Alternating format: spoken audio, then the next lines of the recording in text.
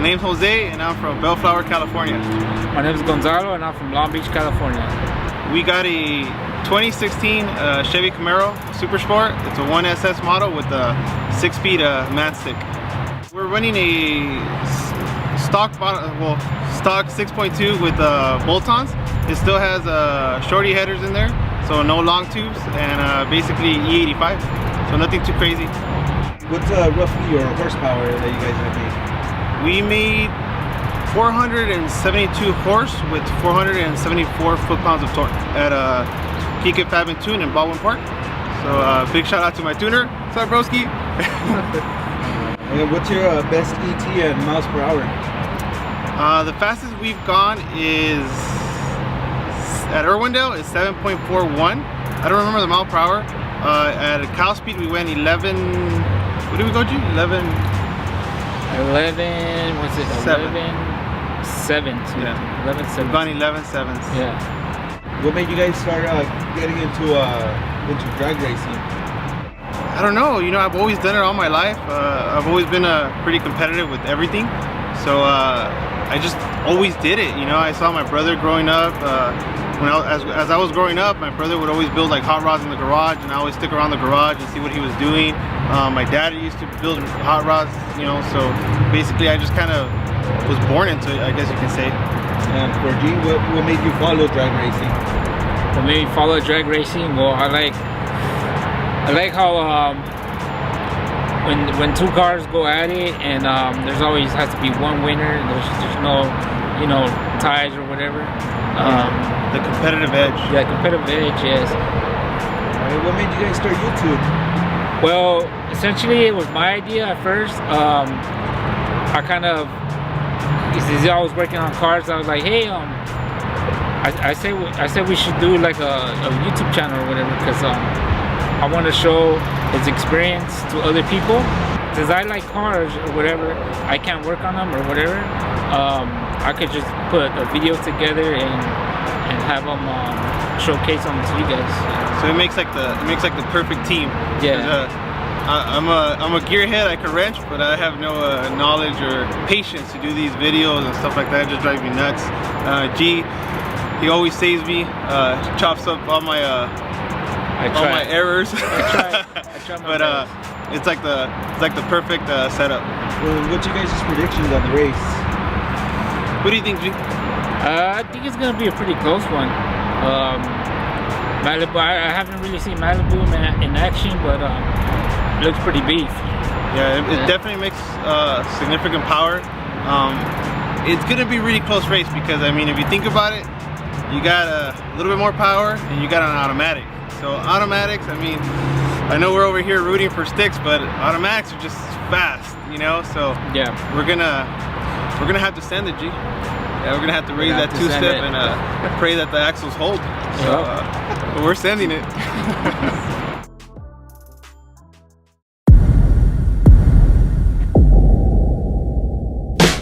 My name's Dane Thompson. I'm from Norco, California. I drive a 1964 Chevy Chevelle that I lovingly nicknamed the Maliboom. And what's your setup? I have a 5.3 LS truck motor with a GT45 eBay $160 turbo. I actually got the short block off an Instagram follower for $100, and that's what's in here. Roughly how much horsepower do you make? 530 and 510 foot-pounds of torque at 15 pounds of boost. Currently it's running at gate pressure, which is like 6-7 pounds, and that's what we'll be racing on as well to keep it nice and even. What's your best ET and miles per hour? The best ET that I have so far in the 8th mile at Irwindale is 750 at 98 miles an hour. What got you into drag racing? So I got into drag racing mainly because I was a spectator. I watched television shows, I see the guys, we'd go to the races. I was the guy in the stands that wanted to see the cars run and go. And I had the mechanical ability to put cars and things together, and I was doing kind of car show stuff. And I wanted cars that would go instead of cars that would kind of show, because that's more my style. So I bought this car to actually flip it, and then instead of flipping it, I kept it, and then we LS swapped it for the zip tie drags in Arizona. Then I've been building on it and going faster ever since. What made you get into YouTube? So I got into YouTube a little over a year ago, about 2 years ago. I've had the channel for several, but I use it more like a portfolio. And I had a 1972 Cadillac that I custom painted, flake, lace patterns, all this stuff for a good buddy of mine. And we took it to a local car show, and a older gentleman came over. He was, you know, admiring the paint job and checking it out. And when it came time to ask questions and talk about it, I had told him that I had done it and I did it in my home garage. At that point, he looked at me, he said I was a liar, and then he stormed off in the other direction. And my buddy and I laughed about it, but it kind of made a light bulb go off, and I thought, well, if this guy that doesn't know me doesn't believe that I actually did this, this is something I need to show people that I can do, so that way the next guy in the parking lot knows I did it, instead of just calling me a liar and storming off. So that's why I started YouTube. How do you feel the race against Boogieman is going to go? So I think the race against Boogieman should be a good one. He contacted me through Instagram. He said that he saw my race and he had a comparable time slip, roughly 740s to 780s or something is what he told me. We'll find out. But as long as we're right in the pocket, if we do a 2 out of 3, it should be good side-by-side racing. That's really what we're looking to do. We're looking to make it a driver's race, not just turn your car up and win. I want to see, you know, good side-by-side action and basically beat them on the light. That's how I'm going to win. Any bets going on? We're going to have to work out some side bets. I think we can do that together. I obviously can't make a bet sitting here, but yeah, we're definitely going to have to side bet. I think at least a gentleman's bet of $1, and then I'm feeling some tacos. We'll see what he thinks.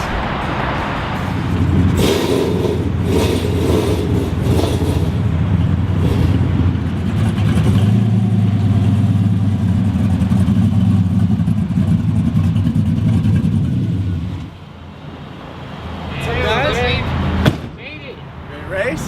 Yeah, ready. How you doing, brother? Good, good. Good to see For you. a second there, I thought you were not going to show. No, we finally made it, sat some traffic, but yeah, no, we're ready to go. I had a couple little issues with the car. As far as boost control, I can't turn the damn thing on. So I bought a new wideband, and then I have a new boost controller, and I still can't get it to go over like 6 pounds, but that's good for you guys. Yeah. It gives us a fighting chance. So anyway, so this is your rig, huh? Yeah. So tell me a little bit about it. Basically, well, let me pop that. Let me show you what it runs. Cause you never seen this car before. No. So Technically, no. I'll show you. It's back air built, just like yours. Yeah, it looks like. Not to the full extent, of course, you know. But Hey, you know what? I got a lot of zip ties on mine too, so I think we're in the same club. you wouldn't be hot rodding if you didn't have zip ties. But basically, bone stock 6.2 with some bolt-ons, no long tubes, still shorty headers, MSD atomic intake manifold. Is that plastic? Yeah, it's a polymer, so Oh, it dissipates heat very well. Everything on this car has been either like bartered, bought used, or somehow got a deal. But we've basically been putting this car together with just like hookups and just making it happen. That's kind of how mine is. Mine actually, the motor's from an Instagram follower because I blew the original one up doing donuts. So same thing, and then the headers that I converted to turbo manifolds were a barter deal where I traded some cylinder heads a buddy needed, and then the intake on there was free from a different friend. So a lot of my parts, the same thing. So let's check it out. I want to see those turbo manifolds you built. So these are the cheap truck like swap manifolds that you get from eBay mainly. That's a huge turbo. It's not. It's a GT45, $165 a Fury, dude. And you did all the welds and everything yourself, right? Yeah. So all the piping, everything is all secondhand used. Even like this little oil fill piece right there, I made that from scratch. But essentially, I just wanted to keep the budget as low as possible because hot rodding's about doing what you can with what you got. If you got a bunch of money, then buy a fast car. If you don't have a bunch of money, then you got to take crappy parts like this and put them together and try to make something out of nothing. So this is like the I'm like the people's champ, the poor man's champ over here. We just put it together, and then the nice part too, when it does explode, because it probably will at some point, I won't be that sad. I'll be more sad that I got to pull it out and do the work, more so than like the dollar value that's in there. Yeah. I do have a cam. I got a cam and I have the blue LS springs. Off the what, LS3 or LS2, whatever that is. I noticed you got a lot of purple. Is that gonna be the color of the car eventually, or? No, so what happened is the first motor I put together was just filthy, and I was getting made fun of on the internet. I was kind of trolling with it because I thought it was funny. And then after I made it run, they left me alone, they stopped messing with me. So I painted everything pink and put it back on the internet so they had something to make fun of. Nice. And then after they quit making fun of that, I put a bunch of tiny little dick stickers all over it, put that back on the internet. Oh, there is. What the hell? I hadn't seen that before. Yeah, they're all over. I have the whole intake manifold. That was for all the haters because they could eat a dick. That's why I did that. Hey, I like it. You're missing bolts. Yeah. My kind of hot rodder. Weight Dude, reduction. this is just for quick, dude, so you can pull it apart. Yeah. Weight reduction. But yeah, I ended up having to get a tile because the Chinese wastegate I had actually wouldn't work properly. And then I ended up getting good gauges so I can monitor the engine. And honestly, I think between those things, that's the reason I haven't blown it up yet. That and not turning it up because I can't, so that's probably saved me from exploding this thing on the track or on the street. Yeah, no, I like it. I like the style. I like the wheels, Krager's, keeping it old school. Yeah. The ruggedness of it. I mean, you're a painter, so you could paint this if you wanted to, but you're keeping it OG. Because if this thing's so rough, dude, I'd be in my own car $1 million. So. Hey, I want to show our followers this little logo you got going on. You can pull it. You have the name too, right? Yeah. So this is my logo. His name's Uncle Gus. Yeah. And if you know what it is, you know what it is, and if you don't, then yeah, we might not be able to say it. You know, we might not be able to say it on the channel, but this is a rooster, a cock, right? And that's a lollipop, like a sucker. So you know, that's pretty cool though. So and he's angry. Oh yeah, he's an angry. So this rooster. is essentially what the trolls on the internet look like to me. That's why I made it. When I first made my channel, I got like 3 comments and they're all really negative. So then I made this just to be funny and start putting out everything, and it just stuck. So I gave him a name so that way you don't have to really call it what it is. But his name's Uncle Gus, and he's my logo. So yeah, we rock around everything now. Nice. Very cool. So what are you running for a tire? I'm running, well, obviously I'm not going to race on this setup. This is just my street setup. But we run race stars. Well, they call them poverty stars, you know? Yeah. So we run race stars. What size is it? We run skinnies in the front, and we run 20 by 10.5 in the rear. Bias plies, Hoosiers. Okay. So we have a little saying called, every time we go out, we say, hey, melt the Hoosiers. So we're going to go out there and we're going to melt them that day. But yeah, aside, the way it looks now, basically the way we're gonna run it, except for the drive pack, and we might take off the passenger seat depending how many people go with us or whatnot. Because those things are like 80 pounds with all the airbags and everything. So and you just like 4 bolts and it comes out. It's actually like you gotta plug it in. It's actually 2 bolts and it slides in and 2 bolts hold it down. So it's not electric at all, it's just a manual? Yeah, I'll probably leave the baby seat in there because it's my lucky charm. So. That's my boy's seat too. Yeah, it's the battle of the car seats. Yeah, then I'm on a Sister Dane Thompson 235 because that's all this will fit. So it's a 7-inch rim. And eventually it'll get some tire and rear end and all that, but it's stock rear end. Tempo? I don't know, whatever's underneath it, whatever came stock. So it's not geared?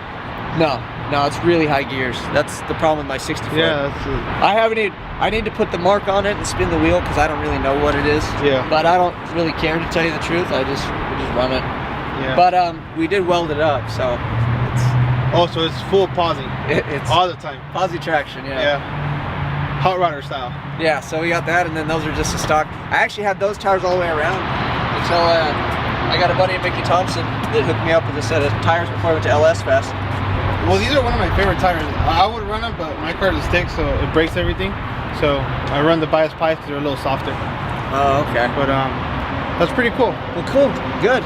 Let's get down to business on the race. So as far as the race goes, I know I threw it out there on Instagram, but it was either 1 and done or 2 out of 3. Everybody seems to say the 2 out of 3, which I think that would be better too. Considering if it's really that close, it could go either direction. I'd like to see multiple races because you know, if something happens, if I don't leave good or you don't leave good, I'd really hate to. I'd want to race these cars.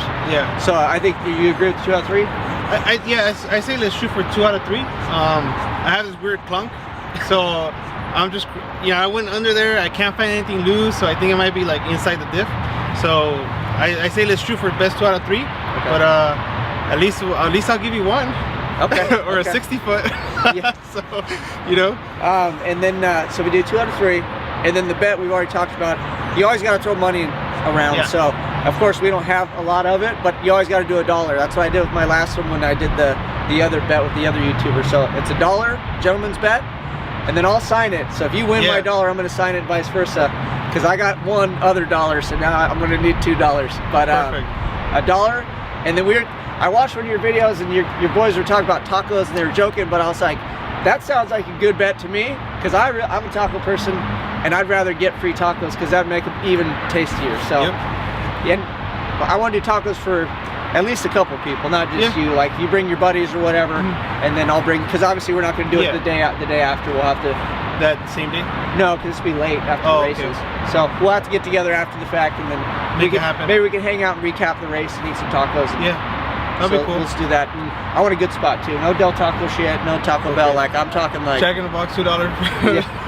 Well, depending on who wins or loses, we'll drive out to that town. I know you're from Norco, I think and that's we're from Bellflower area, so. Well, Taco Noses a ways though. Like winner picks where the tacos are. Okay. Because the place I want to go isn't by me at all. It's not by you either. It's like Woody area. Okay. So I think that's fair. Yeah. Okay. What do you think, G? That's good. All right. Sounds good. Can't wait. I can't wait for the race. Stay tuned for the race, guys, and to see what happens. Please like, share, and subscribe to this video. Hit the little bell, and that's it.